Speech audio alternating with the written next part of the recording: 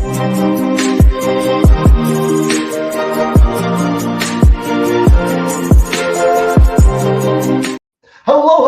and welcome to another episode of TacoBytes, your daily bite of Degen, episode number 432. Oh my God. We are here with Akshay from Savvy DeFi, founder, co-founder, Degen extraordinaire, banking like billionaires. We are coming to you live from YouTube, LinkedIn, Twitter, Telegram, Twitch, Discord, Unlonely Fam, and live on Rumble as well as Twitter. Just a huge shout out to everyone. Please like, comment, subscribe, give Savvy DeFi a follow if you want to learn about on-chain credit like we're going to be talking about today. Well, I wouldn't say uncollateralized, non-liquidating credit. Yeah. In this case, it's over collateralized. Yeah, the idea is, essentially that with your savings account, they always say to protect your nest egg. But while you're doing that, you can also use it as collateral and take out lines of credit. Now, in DeFi, if you're even like remotely a Degen, you must have gotten liquidated at least once. And so, like, how do you allow people to be able to use their nest egg, borrow against it, but never have to worry about losing that nest egg? And so we created a product that kind of serves that specific pain point, where you can take out leverage against your Bitcoin, Ethereum, or stablecoin holdings, and then those savings accounts earn interest. So not only do you not pay interest, your loans get paid off by themselves. So it's like we want to be Degens, but like sustainable Degens that have another day to live because we don't get wrecked by liquidations. We have plenty of other things to deal with in this world. Yeah. So I just have a question. So what if I open 1 million savings accounts and then use Savvy? Yeah. How would that pan out? Yeah. So the thing is fully permissionless. It serves. It can be one person with a large amount of capital. It can be a lot of micro amounts of money, just limited by gas, I guess. Since we're an Arbitrum, I guess that's cheaper than it'd be on ETH. But so the point is, it's permissionless. The only limitation is how much of these synthetic tokens we can issue as credit. So we cap how much deposits can come in total for various strategies. But beyond that, it's totally we don't no KYC. It doesn't matter who you are, what wallet you have. That's the idea. Breaking it down so that anyone in the world can use this, not just billionaires who have access to this financial instrument through the bankings. Yeah, and it's not, and we say billionaires because we like to catch headlines, but it's even like millionaires and those in upper tax brackets know how to offset their debt, especially in the business world. You take on business debt, but you then, buy assets, which you then take more debt on, which then you can borrow against. But in DeFi, we have, yes, there are Degen LP pools all day long, but there's also fixed rate, almost fixed rate, stable interest rate pools, where, it's going to stay sort of the same, and it's not based on incentives or aggressive yield strategies or incentivization. It is, trading at 8 to 12%. And so that's because you're the arbitrage and trading fees involved in those pairs. And so you're providing liquidity to those pieces, but then you're using those fees that are generated to pay off that loan for someone. So they're getting their yield up front. Yeah, exactly.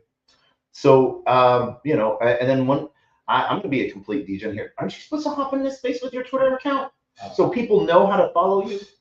Sheesh. That's why people have me. So I have a question. What happens if there's no trading, there's no fees? How does the tokenization work? So if everyone just stop trading. Yeah. I'll do that. How do I log into this? I'm usually the one who's writing the code.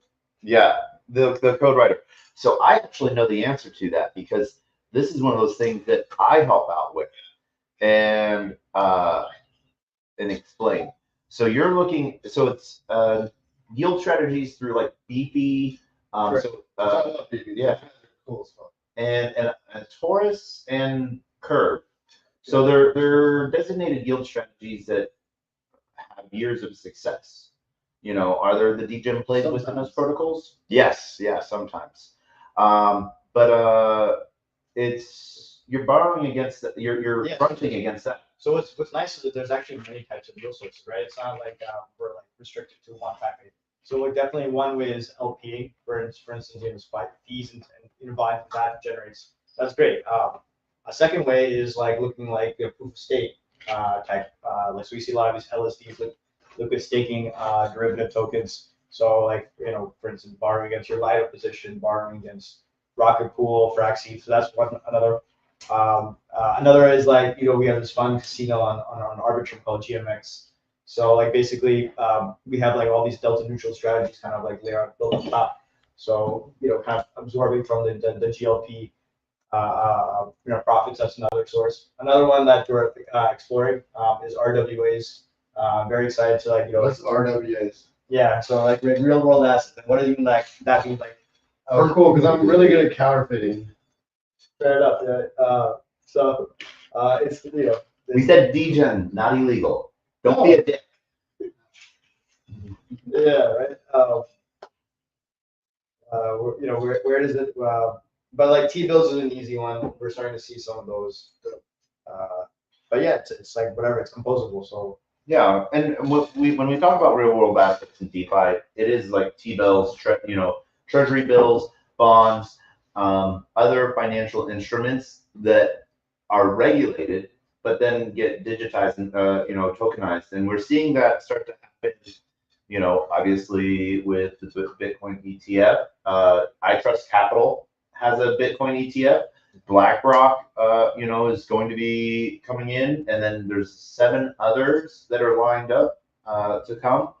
But that's taking people off chain and taking money off chain in a way, or getting more people exposed to Bitcoin, because I think it loses that stigma of what Bitcoin is, and it really then sort of lays out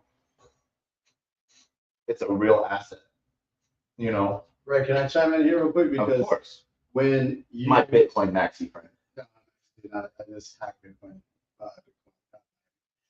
But how do you calculate that, right? So is that the decentralized oracles? Is that like Chainlink giving you those prices? That's where you would want to like make sure, like if we have the BlackRock ETF, who says that? They're like, BlackRock's like, yeah, it's now $35,000. The ETF is like, cool. Everyone on the stock market's like, dope. How do you take the X's from the sexes? One of the things that we saw with the Grayscale suit, where the SEC was talking about that there wasn't enough counterparty risk for manipulation in a situation like that. That they said. That's what the SEC said. But what the counter argument to that is that they already allowed derivatives of Bitcoin to trade on the mercantile exchange. So there's in real world markets, there are enough people calling out prices that there are off-chain to on-chain oracles that are competing and telling what the price is across the market at all times. If you look at any like leading oracle system, right, it's Chainlink, Bits, right, a bunch of them. They do lose a combination of dexes and sexes, like it's part of their logic. So it's like you gotta keep that honest and make sure the oracles are honest. But there's enough liquidity that like I've been working with oracles trying to get our shit price accurate, and I realized like it has to be enough liquidity. There's like very strong like requirements that are pretty consistent and credible. Yeah. So what's your take on like coming back from SmartCon in Barcelona? And by coming back, I mean we watched it at dope ass speakeasy in New York City. We were in Barcelona. I was there. Oh no, you were there. But so like I would love to like hear the DeFi aspects of like Chainlink promising the largest liquidity layer, right, with Swift Bank, and how does that like tie into some DeFi protocols, and also like a standard, because we do need to say as much as we want to be decentralized, Terra, was not as prominent as it wanted to be. There has to be that centralization, that's like specific aspect that like makes something somewhat decentralized. But like, what's your take on like this largest liquidity layer? Right. So is it like the CCIP driven layer? Is that? Yeah. So, well, the CCIP is just the cross-chain interoperability, but the largest liquidity like layer globally is the Swift bank integration. So like, if I was to like go to like a bank in Alabama and be like, hey, like don't worry about blockchain, but use this code, so Swift can now turn into blockchain, and now we have this huge liquidity layer. And like, don't get me wrong, everyone here, Fight Club, please, let's just blow everything up. But what is your like take on if we finally put all of the banks on this liquidity layer? How can we make sure that someone on the train that doesn't know anything about like, DeFi, all that, like how can we like make the average person, get money in returns? Okay. So so like I don't know enough about this liquidity layer, so I'm going to this. So if this liquidity layer exists, it means that like these banks are much more interoperable. They're permissionless there as opposed to using like this like archaic system. Exactly. If that exists, then what the transactions should be happening much faster. You don't have like T+2 or whatever it is right now.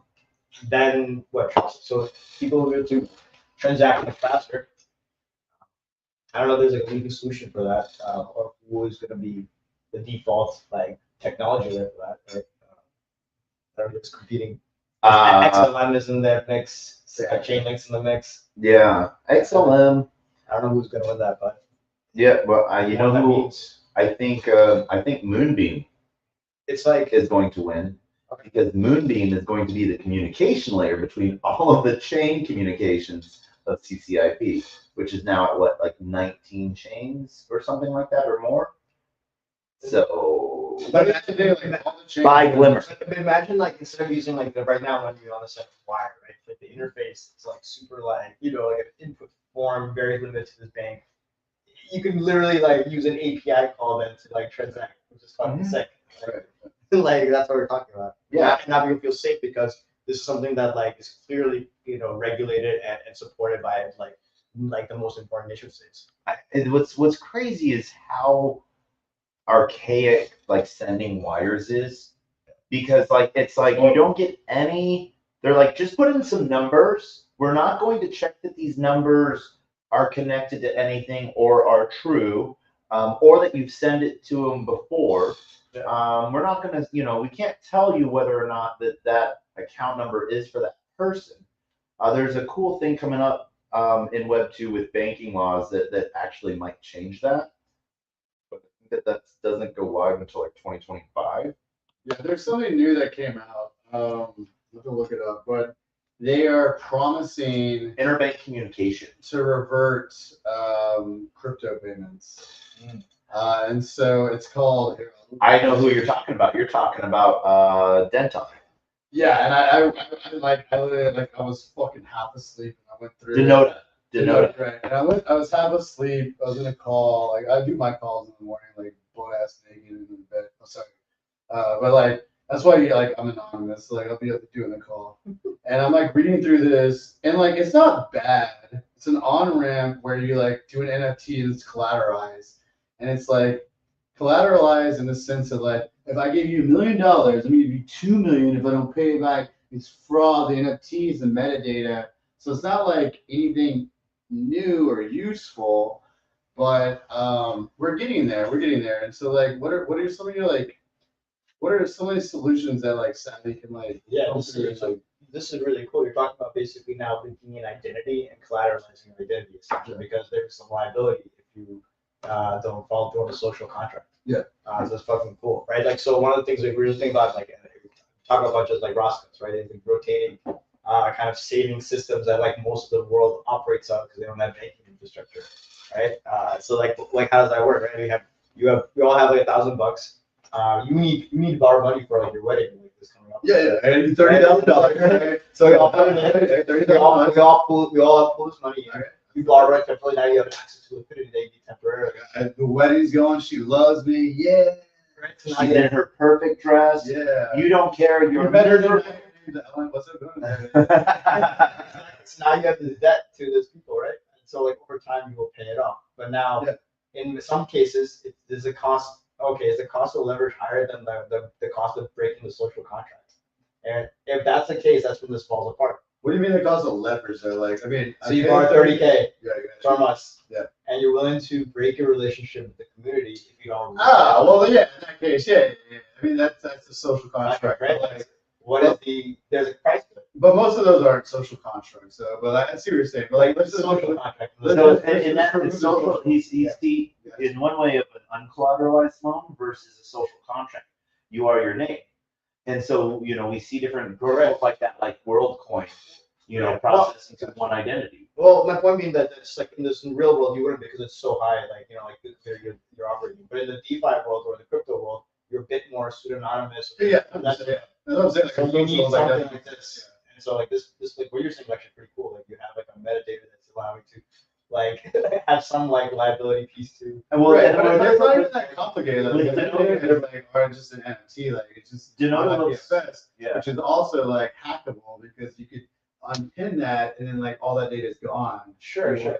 But one of the things that where Denoda is really only looking at, they're not looking. I don't think they're looking at a social peer-to-peer piece. No. They're only looking at on-ramping. No. They're actually only looking at on-ramping. Yeah. The only reason that I looked at that is like as an NFT utility like layer like fucking protocol genius is what I do. I looked at it as like a way to circumvent like how they could say this is where it's gonna go with the data. But like, do we know they're on Pinata? Do we know they're on our week? Do they know that in this? Are they like putting like DGOD's DGOD's put it on their actual website? Like I could have hacked DGOD's website and no NFTs would exist. Because like all the NFTs were pointed to their website, which was hosted on AWS, which is complete trash. Degens, right? This is Degen stuff.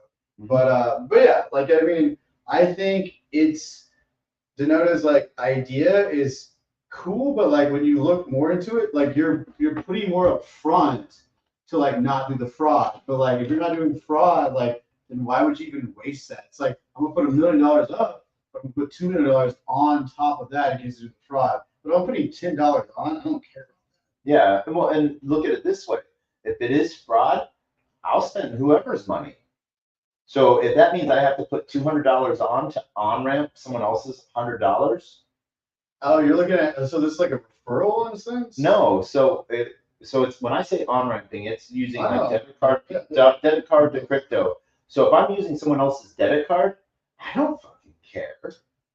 Oh, and that's the type of fraud. That's like they're looking at reverse fraud. Yeah, and so what they're looking at, you know, in an on-ramping, off-ramping solutions, I think that there's some gaps in it. The idea is okay. I personally am somewhat against it because if the whole purpose of blockchain is irreversible, I do understand the purpose of it at an institutional level. That hey, like right now, if a bank sends $1 million to someone's bank account, they can call it back. You know, because it's the bank's money. And no, not FDIC. Bank can do whatever they want with my money because I signed an agreement with them that they can do whatever they want with my money. So if they put $1 million in my bank account by accident and I go spend it when I hit that debit card the next time, I'm like, wait, what? I have $1 million. I mean, I've seen court cases where that actually does not pan out. It's happened all the time. People are like, I woke up and $180,000 in my bank account. I went and I fucking bought all these like hookers. And then they go to prison. Yeah, exactly. So, but the person, not the bank. The person goes to prison. Yeah, but like the bank was supposed to give them the bank. No. Well, they incorrectly deposited $1 million in someone's account. So then from there, it's if I take that $1 million that's put in my account, I'm stealing. The bank can then recall that at any time. That is the fear that a lot of banks and institutions have in blockchain. How about this as a hacker? I will get a job at Wells Fargo and I'll put 1 cent in everyone's bank account. And if you spend over that 1 cent, you are a criminal. It is your daily bite of Degen. Am I wrong though? I put 1 cent and you spent Well, over it. And you actually, spent over it? you would be the criminal because you just stole however many pennies from your bank. No, actually, I think about that. I would, You would be open the- the vault and I would pull out.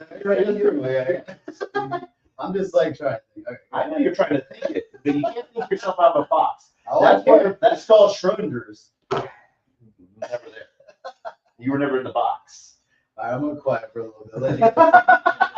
No, but I I feel think like I'm in a box right now. we are in a box. We're That's true. we are whether we are really Degens or not. We are actually working, and this is sort of one of the cool things that one of the reasons why I love Savvy and stuff like that. You know, during the bull run and stuff like that, we would have seen, you know, money is handed over, you know, for Savvy DeFi and what Savvy was building. I've seen it happen for the stupidest of things. You guys are bootstrapped, and you guys are building from the ground up. You know, coming out of pocket for all of this, you know, and it's a community that's building you out. And to the aspect too, we're at Savvy's office. Yeah.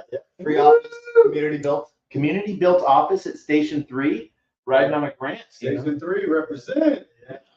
You know, and so huge shout out to Station 3. Really cool builders out here for sure. Definitely. Number 1. There you go. Number 1. I like number 3. I think You're like One- number 3. Yeah. 1, 2, 3. Yeah. No, number 1. Yeah. I'll take number 2 because I'm the ship. Put some Febreze on it. Because he does shit. But no, so I think what's really, so what's your pedigree? What's your history? Why did you get into, how did you end up at Savvy? Yeah. Let's see. I was basically let's see, shit around with Bitcoin and Ethereum for a while.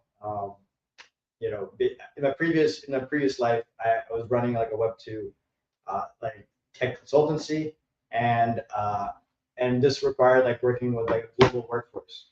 And as I'm working with it, I'm seeing a lot of like businesses. Is let's say particularly in the Delhi area in India, I saw a lot of like exploitation of labor actually. And why is because you have these like kind of authoritarian corporations that can like really take advantage of people.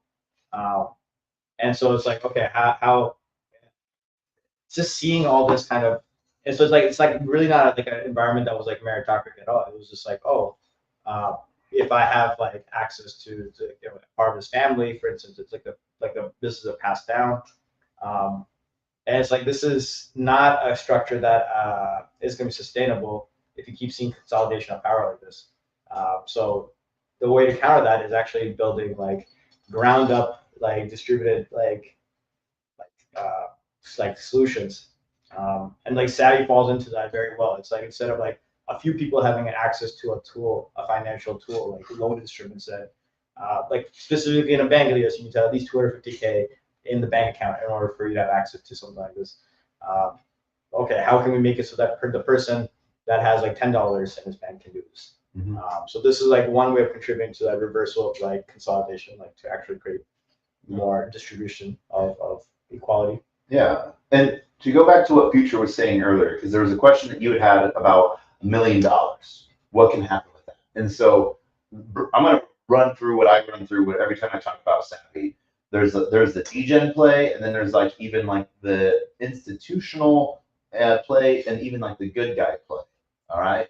Good guy play. Yeah, the good guy play, but also like in a you know, in a weird, you know, way. So I put in $1 million. Okay. I can borrow 500K back. Yes. That $1 million is earning yield, and a yield strategy I picked that's like verified through, because you guys are audited multiple times through Halborn and Okay, Halborn. and, yeah, Shout out to Halborn. Okay. OtterSeg. OtterSeg, too. Yeah. Homies, Jump Crypto. Jump, Uh-huh. yeah, Love you, Justin. and then I get 500K, and I can go do whatever I want. He's smart, man. And yeah, why do you think I came and picked up Celsius from you? What was it? I don't get the Yeah, go for it. That's how. No, I'm not gonna. Something That's for when you guys fucking. For when we make it. Shout out to Mike Cryptich. You got that. Nice. Tastes like. No, I'm just kidding. Yeah. And so I could take that 500K, I could go buy a house, pay cash for a house. And depending on the yield strategy, that 500K is paid back, let's say earning 10%. So on $1 million. So in roughly 5 years, plus a little time, because you guys take 3% of the total, right? 10% of the interest coming in. Okay, 10% of the interest coming in. So, so that's going to turn into, 5 years and, 6 months or something like that, Yeah, something. to pay back. And I get that $1 million back and I have a house for free. That's the non-degen play. Yeah. The institutional play is we're a VC. We have a ton of capital. We want to go make an investment. So we put $1 million into Savvy. We borrow 500K. We go invest in a company. And now we have a huge amount of stake in that company and we get our $1 million back. So now, we got more out of it than what we put in. And then the degen play is, as I like to say, is, you go put into Savvy and now I have money that my FAFO, my fuck around and find out money. Yeah. And We should use that. I use it all the time. See your fat. Taco always like, I feel like I've heard it all, but Taco, like, once in a while, Taco will say something like, write that one down. So like people first in, first out. Nah, it's No, fuck around, find out. we're programmed. Yeah. Like, first in, first out. Life. Like, fuck around, fuck in. Yeah. I write that shit down. Like, yeah, anytime you want, Taco, like, drop your laptop or your monitor in our office. Give me some new material. Hey, when your name is Taco, every day is Tuesday. Fucking love it. Yeah. Down the line. I can't wait to take you to Austin, Texas, man. I will give you the best tacos. Like, you will like, your name will be like Barbacoa. Like, you will change your name from Taco, you'll be like Barbacoa. No. Like, I'm gonna make No. you like a real taco. Bria. A lingua? Bria. Bria? What the fuck? That's not even part of a cow, bro. Bria taco. Bria, where the, okay, here, where It's like barbacoa Bria, but No, Bria like, is like a taco. tacos are part of the cow. Yeah. Where's Bria? What part of the cow is taco? I'm pretty sure. No. I'm pretty sure this is in Austin. I already have a restaurant in Austin. One taco. Maybe. But, like, I can live in Austin. I'm from Texas. And I feel like Mexican. Like, so dude, what part of a cow is there a taco? What part of a cow is a taco? Lingua is the tongue. Barbacoa is the cheek. Yeah, but you said the taco part of the cow, and I don't know what part of the cow is taco. All of it. Bria tacos are the best. Oh, bira. Yeah. Bira.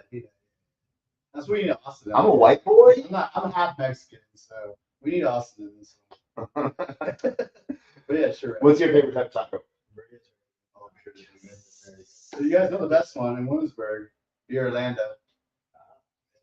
In fact, they did so well. They were at New York Wine and Food Festival.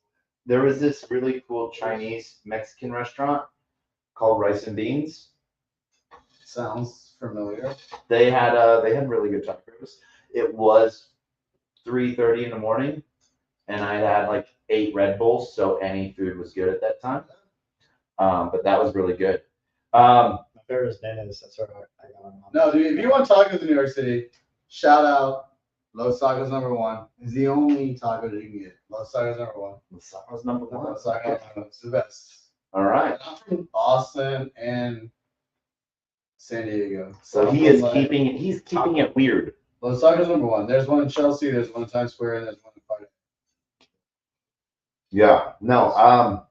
And then so yeah, you have to fuck around and find out money. You go buy NFTs and you go do some degen plays, yield strategy farming, and like you said, your nest egg stays solid. Stay They solid. always say, protect your nest egg, protect your principal, and live off your interest. Yeah. And you with your FAFO credit line, you can do whatever the fuck you want. You might moon and like kill it, and now you have like more FAFO, or you can get completely wrecked and you're still never lost your nest egg. Yeah. Because eventually, like as the nest egg is earning interest, it will completely pay off your debt, and you always access it. And if you want to access it immediately, you can always take it minus the debt. So you always have that. Yeah. So I'm gonna interrupt, but like, you use Savvy, right? I built myself mainly. So like, how much interest have you accumulated this year? How much interest? I haven't calculated it, but I've definitely been doing really well because I've also 300%. I can't price, but I don't have to measure it. But like LP, I've been doing really well. No, so you just go on React and like you type like a little service. This is like the use state to the new state, right? That's right. New state. Yes. So like, what's the beginning and the end? Beginning and the end. That's fucking this is 2 coding. This is the advanced level. Taco, this is the advanced course. If you guys ever want to learn about smart contracts in Rust or Solidity or the new language called Move, we got this. If you want to move like him. Yeah. Definitely. And so, and to hop over for just a second, NFC Dream Team, you guys got a new educational program here at Station 3. Of course we do. Like we're so there's a couple things that's like going on. Like so after the bull run, we kind of came into a bear market, which is a bear run, and we solidify ourselves to take a break. Like, can we all just do something? Like, we actually need to do this to all of us, three of us, real quick. And I think this is part of like the whole podcast. We just all close our eyes and take a deep breath, like yogis, and just be like, Degen After Dark. I feel like we all should close our minds. I'm not for San Francisco, but we should close our minds and realize that like there's something outside of this, you know? And we talked about this last time, where like outside is not the inside. DeFi is great, NFTs are great, blockchain is great, but like who is on the train that's gonna actually like understand this? And as cool as we want to be wrapped up in our own world and our own like, you know, existential reality, how is that going to function for all eternity, right? And so the blockchain bootcamp, if you guys ever want to come out, is a way to learn and earn mentality. And so yeah, it's a lot of beautiful things coming out of this beautiful situation that we have, and it only happens because of people like you. You guys are the ones that are like leading the course. So like first we tell you like how to do all this stuff. We have all these great tools and everything, but like who are you following? You guys are the pioneers. You're the purveyors. Without you, our course ends. So back to you, Taco. Oh man. Whew. After something deep like that. 2 Degens. So I know you probably feel like this right now. You remember that Zach Galifianakis between 2 ferns? You got 2 future. Between 2 Degens? I'm like, fuck around, find out. And he's like, well, I got deep into it. Thank you, everyone. I got deep into the zone. That was actually very like your words very soothing. So like we do as a team aside, we actually do a daily meditation with TPL. Good. In the morning, like for about 10 minutes. So like you. That's what I keep getting invited to? Yeah. When I'm in court? Yeah. And while I'm in court, I'm actually covering the SBF trial. It's not court for me. Yeah, well, I mean, you definitely need like a nice like 10-minute. I can't. I can't have any like. You need it. You need like 10, 15 minutes just to like. I do. So what I do when I wake up. If you want to try to manage this ADHD, you need something like that. I take like. We all have ADHD. So I'm at that age whether I'm calling it an age thing, or I'm calling it my morning wake up routine, where I like wiggle my toes first.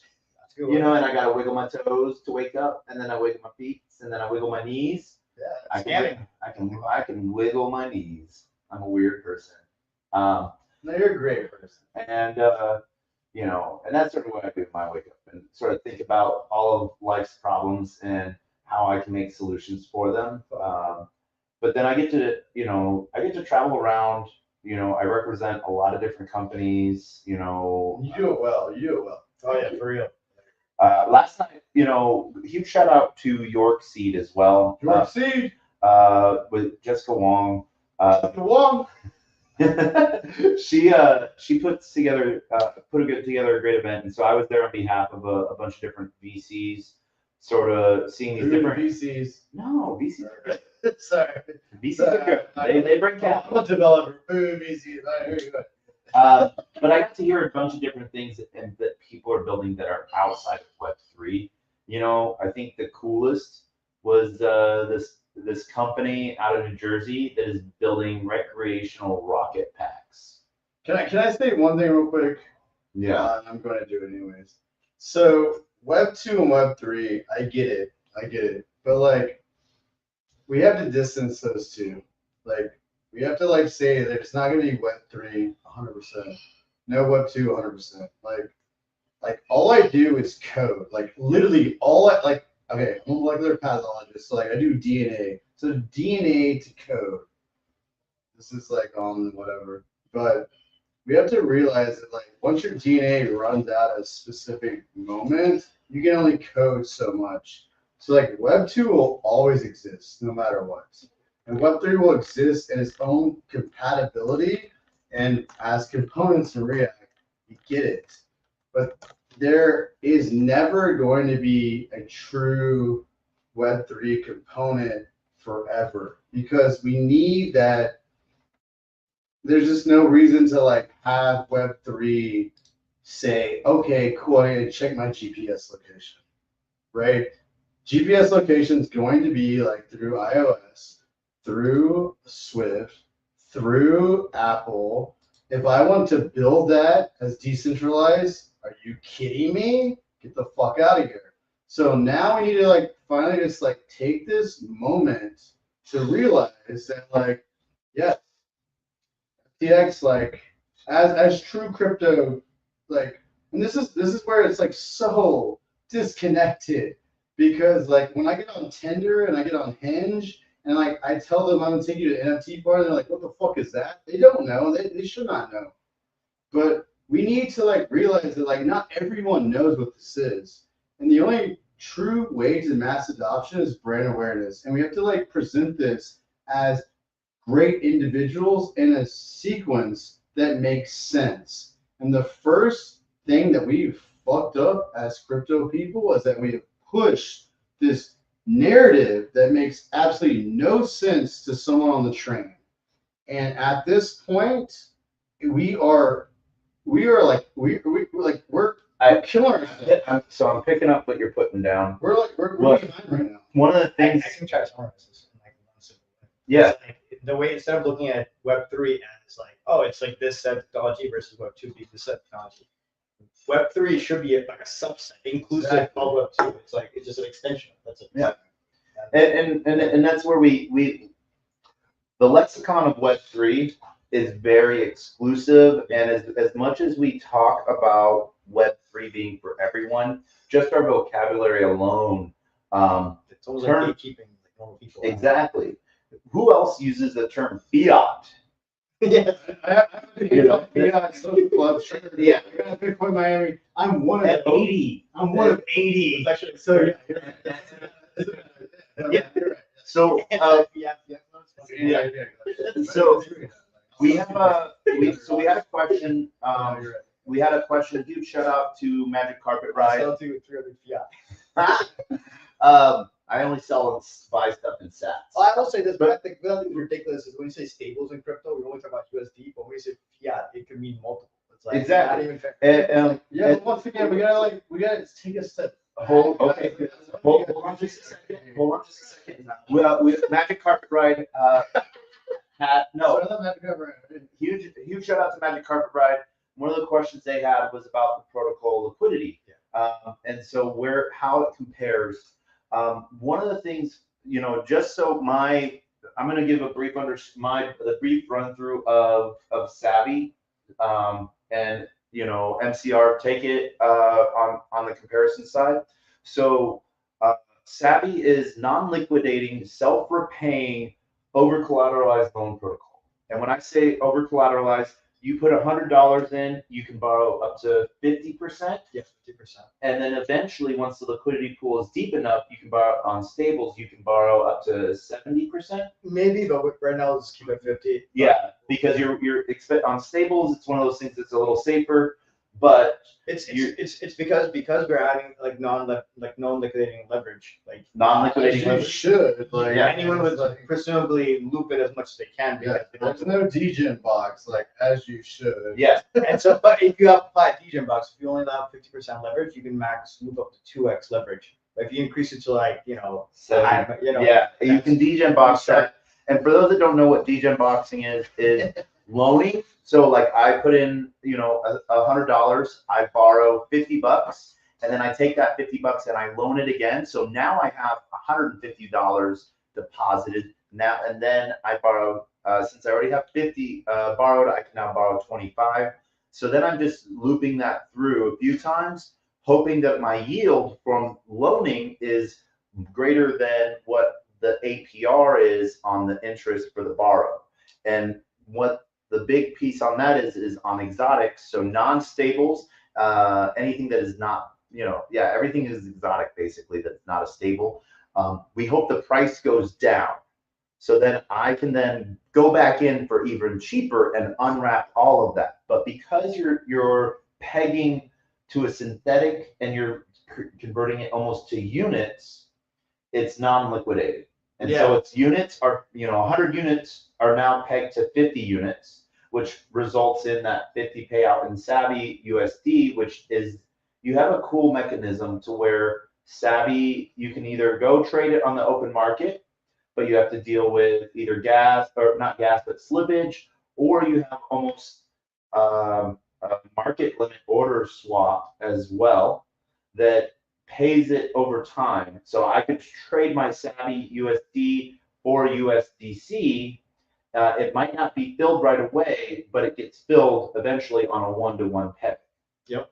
And that one question. So, like, where are you getting those numbers from? Like Chainlink oracles, like for the price? So what's nice is that if you are depositing and borrowing in the same type of asset, you don't need oracles. So, like, if I do 1 ETH for $1,800, how does that like? I don't need to know that it's $1,800 in the entirety. Because if you deposit 1 ETH, let's say you deposit it into Lido strategy. Now, like you're earning say 5% interest on stake. That would take you a while like that for that to slow trickle in. What we do is we're issuing against that trickling interest an advance up to half an ETH. Now you owe your debt in half an ETH, but I don't need an oracle because I don't need to know the debt in US dollars. So, like, how are you guys different from Aave? Yeah, exactly, right? Because in the Aave case, you're borrowing dollars against your ETH. You're borrowing USDC against, let's say, your ETH, and there's a counterparty that's issuing, giving you that capital. In our case, we're actually minting a synthetic token, and then third-party pools, keeping the peg, which is why we can only allow certain amount of deposits. So you lock everything up for the Not- escrow? So the user's deposit is I won't say locked up, but it is put in under kind of the escrow system of the Savvy contract, and so the user can only withdraw the deposit minus any debt they have to the protocol.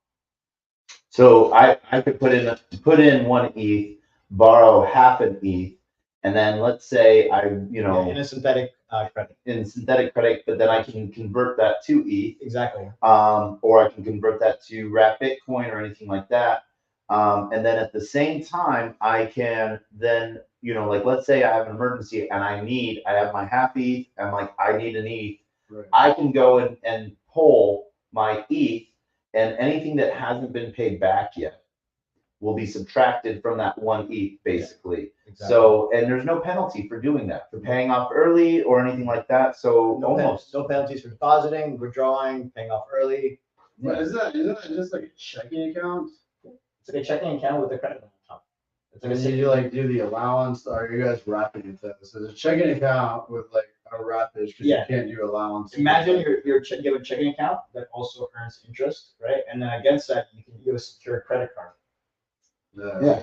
So like when you sort of do like a brand, Your own fractional reserve bank, you borrow against yourself. yeah. You got your own like liability. So if you rep, you get Yeah, rep. we created this called DeFi allowance. DeFi We allowance. created DeFi allowance. We created it like 2 years ago. Yeah. Check. And so there's some Well, just, I mean, like we never built it. It was just like So it's like, I mean, it's like a DeFi allowance, right? Like Yeah. you have this much, and like you can only do this, and like if you lose, you lose. If you win, you win. But like no matter what, like that's your allowance. exactly. God damn it. But also, let's put this on. but imagine your exactly, but your original allowance that was always like we call it DeFi allowance. yeah, exactly. Damn it, dude. so one of the questions that we, so one of the questions we have, one of the questions that we have is, what happens, Hold on, guys. what I tried happens, to just rub it in. what happens when the underlying collateral drops in value? Against what? So exactly. So one of the for MCR, you know, the ETH is pegged to a synthetic, so you're still borrowing 1 ETH, and then you're borrowing against that 1 ETH, and so you still are borrowing half an ETH, so you still owe half an ETH, but the peg doesn't break and it doesn't liquidate. Yeah, so we allow people to deposit ETH as much as the amount of synthetic we can issue. Now, the synthetic has to be, like correlated in price to that deposit. So in order for that to be the case, we have these third-party, kind of stable swap pools where people are incentivized to provide, capital of ETH and, our synthetic ETH. Mhm. And based on how deep those pools are, that informs how much, synthetic we can issue out. Yeah. So, like for instance, right now, we have on Uniswap as well as Trader Joe, Mhm. various pools. And then we're like, what we're playing is like in the same way curve and convex exists as a way to kind of compound and create like the sticky liquidity in those LPs. We're using something similar called Bunny and Liquis, which is like the curve and convex version of Uniswap, to keep this like kind of liquidity deep. And as a result, like the APRs of these like people who are willing to like go through these hoops to like provide capital to these pools are very, very attractive. Yeah. And because then with Bunny, you get OLIT and everything like that. And so all of these other protocols have these incentives to use them because they, and so one of the really cool things that I really like about Savvy is, let's say I choose a beefy strategy on my ETH or my USDC. And let's say for now it's either incentivized or so it's a higher APR, or it's a normal APR, but then another pool pops up that is incentivized or is providing a better rate. I don't have to unwrap my deposit in any way. I can move my strategy. Yeah. And that's something you guys are building out. So that way I can find the best interest rate within Savvy to earn back and pay off my loan better. MCR, I hope that sort of answers the question a little bit, because it's not underlying collateral drops in values based off of the liquidity pool of what's issuing the synthetic. Yeah, it's like it's a little bit of rewiring because of the usual way the CDPs and kind of leverage works in the space. We all think in the way of cross collateral, and so that creates a risk of like margin calls. That's not even applicable here.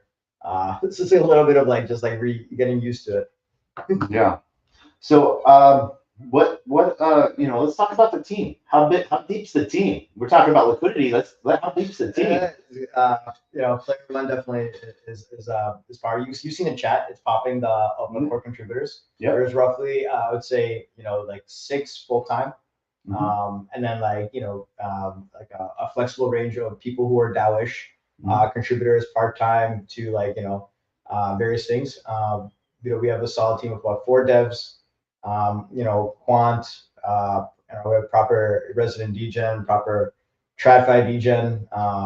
You have a recovering banker too. Yeah, that's the TradFi. Yeah. Recovering TradFi banker. He's the one that's like, you know, spent a lot of time helping the rich get richer and really understanding some of the like the financial instruments that, you know, like that they have access to. So that's been really helpful to get that perspective in building this out. Yeah. And one of the things that, you know, we did drop the link for Savvy DeFi. You know, there is some reworking always being done on the front end to just make it more user friendly. So if you have any comments about what you would love to see in the app or how you'd love to see like it be clearer for the steps to do, please hit Savvy up on Twitter, in their Discord, or, you know, you still have the live chat. Sure, I'll give you a couple of ideas on the front end. Sorry to interrupt. Yeah. Like what we're like really cooking up. For instance, one is that you can come in with any token on any network and basically kind of like, you know, kind of like deposit in. So it's like really seamless. It doesn't really matter if you're holding Pepe or if you're holding whatever. And then we're taking a step further. We're looking to like try out this pilot program with Rain. So they have this really cool credit card program, which allows you to basically have a credit card that's backed by your USDC. So what we're going to allow people to do is like they can come in with any kind of like digital assets. It could be Bitcoin, it could be Ethereum, it could be stables, it could be whatever the fuck, and basically swap into any kind of yield strategy of any type that we have. And then against that, as your kind of like assets are earning interest, you're able to take out a credit line that then is used, that goes to back your credit card. So the user flow basically becomes you come in, you say, oh, I have some, you know, Pepe, I have some Bitcoin, I have some whatever, you put it in, and boom, you have a credit card where you can use it. And again, like you're not like spending your actual capital. You're not actually spending your Bitcoin or your Pepe on your credit card. You're actually allowing it to earn interest, and against an advance against your interest. Are there yield strategies So, right now for Pepe? I was gonna say, like, as a hacker, I have a couple questions. So, like, so if I share wallets with the same private key, you guys have like, you're gonna like write the transaction every time. They're like, oh, I have like 100 million Pepe, but like 100 million of this are utilizing that same wallet. How do you like protect against that? So the way it would work is that I mean, it doesn't matter who's signing it, but like the Pepe is getting like swapped into, if you pick the BTC strategy, then it'll get swapped to BTC and then get deposited. Not sure what you mean by like shared private key. Like, Right. So like, I mean, if I'm sharing all that Pepe between like multiple people. Yeah. So then that would be a conversation between you and those multiple people to lock up that Pepe and deposit that Pepe into that. So you can think of it like even like multisig or DAOs, like they operate in this way where they can, you know, use this like pooled funds as a way to as collateral. Now they can borrow against it, and like you know, now you can use like actually DAOs is a great use case of this, like where they never like erode their like savings. They only use their credit lines. Yep. For all their operational expenses, and that way like they're ensuring like, you know, sustainability. Yeah, no, I was just just another DAO vote with Maker that just moved a bunch into a different yield strategy and stuff like that. So yeah, no. As we hop up on this hour, we're gonna run this down and run this out. And I want to thank everyone for joining us. The reason we are interested in learning is we have Fork B protocol for liquidity and are launching on Pulse Chain for liquid loans. A fork of liquidity. Yeah, no, MCR is doing some cool stuff on Pulse Chain. Check out what MCR is doing. You know, huge fan of liquidity. So Magic Carpet Ride is doing a fork of liquidity on Pulse Chain. So they're doing some cool stuff there. I know the team, great guys. Haven't seen them for a minute, but yeah, it's been a month. It's another fellow CDP, like, you know, we're kind of in the similar space where, you know, using collateral and issuing out like a synthetic. In the case of liquidity, it's of the LUSDC. Yeah. So you know, whatever their version of that is, that token becomes like very much like an ultra like collaterals, but sound you know, like derivative of a stablecoin. Yeah. Definitely. You know, it's a cool piece. You know, I think what you guys are doing is really intuitive. So right now the call to action is Yeah, sure. Feel free to check out our Twitter handle. We're running there's actually a fun like arbitrum adventure experience going on. And so us along with a bunch of partners, have this like whole kind of like galaxy based NFT like kind of game to kind of like onboard yourself, understand how the protocol works. not just Savvy, but Arbitrum as a Yeah. general. And so it's being ran. Is it ran on Galaxy or Zlee? I think this one's run on Galaxy. Okay. So that's a fun one to get involved. Is a way to learn about Savvy as well as other protocols in the space. Yep. But yeah, feel free to check us out. Nice. And just want to thank everyone for tuning in. Before we tune out, we do two things.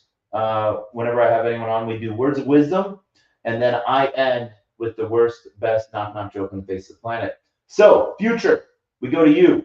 Yes. Final thoughts and words of wisdom. I don't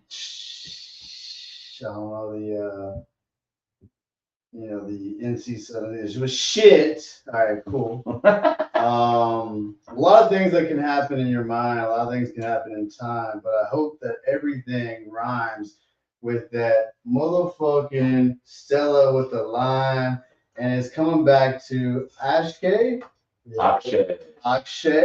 and Taco. Stella with the swap.